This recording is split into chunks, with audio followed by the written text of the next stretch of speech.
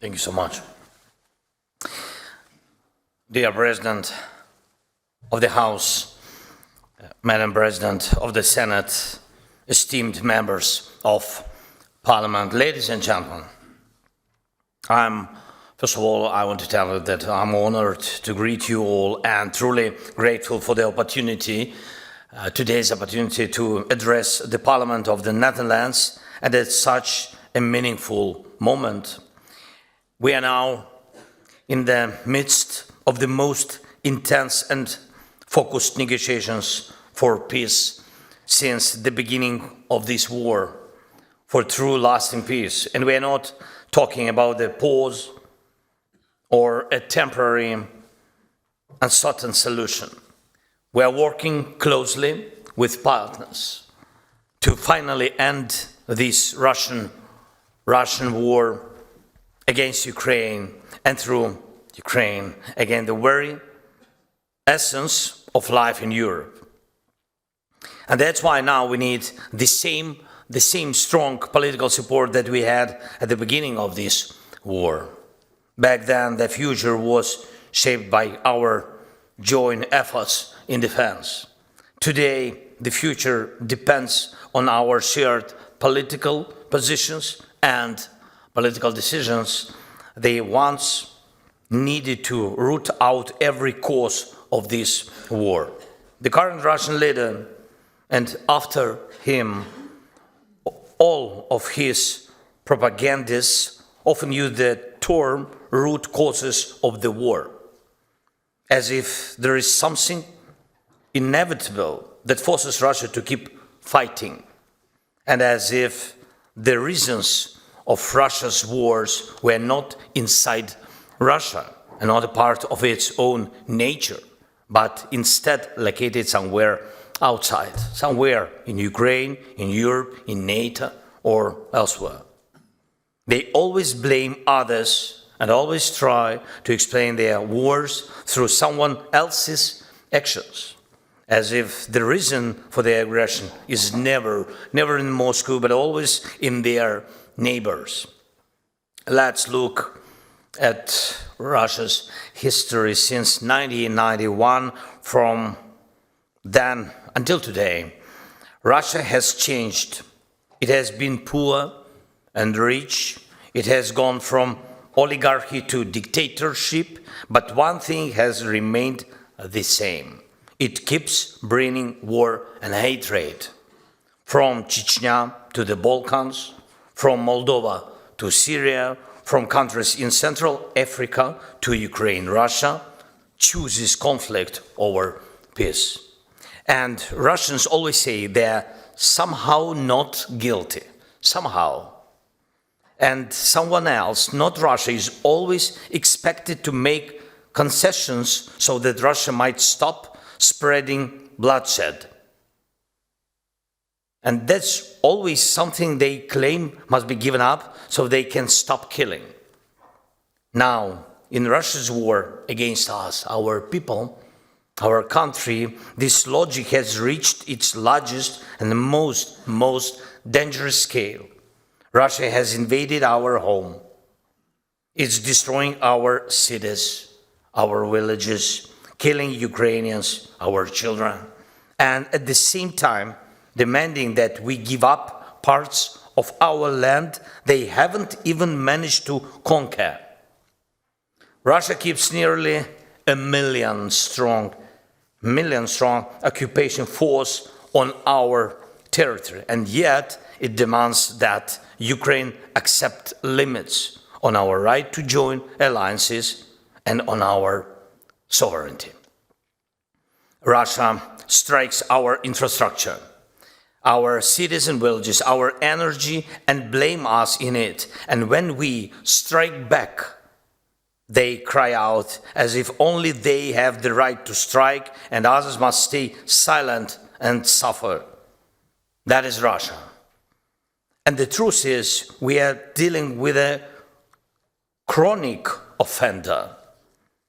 At the root of all the problems and even of every Russian strike is this: Russia behaves like a career criminal who's convinced he will never be caught. Russia feels unsafe when its neighbors are safe, and it feels bad when their neighbors are doing well. Russia is a state that fundamentally rejects the idea of everyone, including itself, playing by the same rules. And that's exactly where the real path to peace begins. It's not enough to force Russia into a deal. It's not enough to make it stop killing. We must make Russia accept that there are rules in the world and that it cannot deceive everyone. This is the path to lasting peace. And I thank you, Netherlands, for standing with us on this path and for supporting all the elements of the just end to this war, from stopping the killing to defending justice for Ukraine. It truly matters, and I'm sincerely grateful to you for that. Thank you. Ladies and gentlemen, together with partners, we are working not only to stop the bloodshed, but to change the situation along Russia's borders so there is no opportunity to start another war. And we understand that criminals don't change in a day. That's why the talks these days are not only about ceasefire, but about security guarantees. This is not only about diplomacy, not only about physical security. It's also about making Russia finally learn to live by the rule of law. And it will only work if there is true accountability, if the punishment of the aggressor becomes inevitable. Yes, it's not easy, but it's not as difficult as some may try to portray it. We have already done a great job. Now we simply need to press forward and bring the criminal to justice. Last week, I visited one of our cities on the front line. Yes, our city of Kupiansk. And it's a city in the eastern Ukraine, and the front line is now very really close to it. And Putin publicly lied, claiming that Russian forces had already taken the city. So I went to Kupiansk myself to show the world Putin is lying, to show only one thing, this. And we must keep exposing every single Russian falsehood, because truth restores justice. And I will continue to destroy every Russian line on the front line and around the world. And I urge you to support Ukraine in this effort. This is how it works. Truth is the ground on which justice grows. The same applies to the issue of damage caused by Russian aggression. Of course, right now, European leaders have the decision on the table regarding frozen Russian assets. Most of these assets allocated in Europe, and these Russian assets can and must be fully used to defend against Russia's own aggression. The aggressor must pay. And this is also about restoring justice, and in a way that Russia will truly feel. Putin does not believe in people. He believes only in power and in money. He spends around 30,000 soldiers' lives on the front every month. Not wounded, 30,000 each month killed. And there was a month when 25,000 Russians were killed. Another month, 31,000. We have drone footage confirming these deaths. Russian assaults are always insanely bloody, but Putin does not care. Russians don't count their dead, but they do count every dollar and every euro they lose. That is why a strong decision on Russian money is needed, and these funds must work to defend against Russia. And I urge you to support this. Next point. Each day now, Ukrainians are working to restore electricity, heating, and water after Russian missiles and drones attacks. Russia is deliberately targeting our infrastructure. They know that in our region, the winter cold can become one of the most dangerous weapons. They try to use it against Ukrainians, against just ordinary people, against normal life. And that's why it's so important not to relax or rely on diplomacy alone. We must continue to strengthen our air defense, and we must support our ability to remain resilient under aggression. Every night, Ukrainian parents hold their children in basements and shelters, every night, hoping that our air defense will hold. Strengthening Ukraine's air defense and energy resilience is not just military support, it's a protection of life, a chance for the future. And we really value everything that Netherlands has already provided, from Patriot systems and F-16s, aircraft to artillery and drones. Thank you for that. And the Netherlands leadership in the Pearl Initiative is especially meaningful, and these contributions help protect civilians and strengthen the air shield over Ukraine and over Europe. And we also welcome the steps toward joint drone production, which show that our cooperation is becoming deeper and more strategic. And I'm grateful to you for your decision to support us next year, 3.5 billion in support for Ukraine in 2026, and additional 2 in defense assistance adopted in December are powerful expressions of solidarity. We truly value this. Thank you so much. And every such act of solidarity proves one thing clearly: Russia's war will not become the norm, not now, not in the future.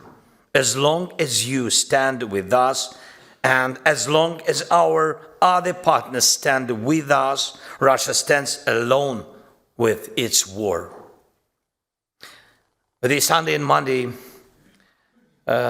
in Berlin, we held really intensive talks with President Trump's team and with Steve Witkoff, Jared Kushner, others, members of the team, and we're working in a great detail on documents that could stop the war and guarantee security. This is very important. And every single detail matters. Why? Because not a single detail must become a reward for Russia's aggression. If the aggressor receives a reward, he starts to believe that war pays off. And that is why justice must be central to ending this war. Please support this approach. Justice must not be pushed to the margins of diplomacy. And there was too little justice for Moldova, it's true, too little. And for Syria, and for many, many other countries, those wars dragged on. And today the problems are so difficult to solve. And we must show through Ukraine that Europe and the United States of America are capable of delivering real results in securing peace. One more point. In this war, each of us carries something that we really cannot forgive. Many Ukrainian families have lost loved ones. And Russia has completely destroyed dozens of our cities and really hundreds of villages. Our people have suffered many humiliations. Thousands of Ukrainians have suffered through brutal captivity. And during this war, there is hardly a crime against humanity that Russia has not committed. Even the Netherlands sadly knows all too well that these are not just words. We do remember MH17, a terrible act of Russian murder followed by shameful lies that cannot simply be forgotten, and the people will not forget. And when the guns stay silent, when the drones stop killing, the law must still speak. Russian root causes should be returned to Russia, and it cannot be that war criminals travel freely across Europe or the world as if they were tourists. It cannot be that those who killed are suddenly treated as respectable partners. That is why sanctions matter. And that is why conventions and mechanisms of international justice exist and must work. Alongside diplomacy, defense support for Ukraine, support for our resilience, I ask you, please continue supporting efforts to ensure legal accountability for the aggressor. So no matter how difficult it may be, and no matter how long it takes Russian war criminals must be held accountable. And the Russian state must be held responsible for the crime of aggression. The Netherlands is one of the key drivers behind the creation of a tribunal for the crime of aggression and real accountability for war criminals. And I believe you understand every emotion we have when it comes to justice, and thank you for that. With partners like you and with approaches like yours, with the principled stance you continue to show, we can achieve a truly lasting peace. Please use your influence to help make it happen. Thank you very much. Thanks, Netherlands. Thank you for invitation, dear ladies and gentlemen. And I truly hope that the next time I address your parliament, it will be with gratitude for a peace that has been achieved. Thank you. Slava Ukraini.